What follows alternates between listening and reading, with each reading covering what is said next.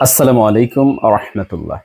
রসুল সাল্লাল্লাহু আলাইহি ওয়াসাল্লাম বলেছেন, আল্লাহ প্রদত্ত দুটো নিয়ামত যা অধিকাংশ মানুষকে বিভ্রান্ত করে ছাড়ে।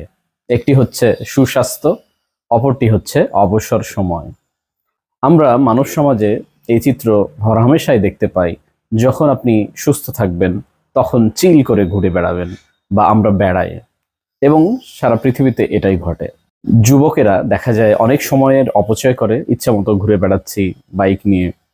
অবসর সময়টাকে আমরা সঠিকভাবে মূল্যায়ন করছি না, ধ্বংস করছি। আর সুস্বাস্থ্যকেও আমরা খুব একটা মূল্যায়ন করছি না। যখন আমাদের ওই যে বলা হয়েছে, দাঁত থাকতে দাঁতের মর্যাদা কেউ বোঝে না, যখন আমরা দেখতে পাচ্ছি ওই লোকটা কয়েকদিন আগে সুস্থ ছিল, হঠাৎ অসুস্থ হয়ে যায়, আমাদের কাছে এরকম খবর আসে এবং তার চেহারা শরীরের মধ্যে চেঞ্জ আসে। তাই আমরা যে কোনো বয়সে যে কোনো সময় আমরা অসুস্থ হতে পারি। তাই সুস্থতার সময় আল্লাহর ইবাদত করে কাটাতে হবে, এবং যে কোনো সময় আমাদের অবসর জীবন নষ্ট হয়ে যেতে পারে, আমরা ব্যস্ত হয়ে যেতে পারি। তাই আল্লাহ সুবহানাহু ওয়া তাআলার এই দুটি অপরূপ নেয়ামত, সুস্বাস্থ্য এবং অবসর, আমরা কাজে লাগাই। আসসালামু আলাইকুম রহমতুল্লাহ।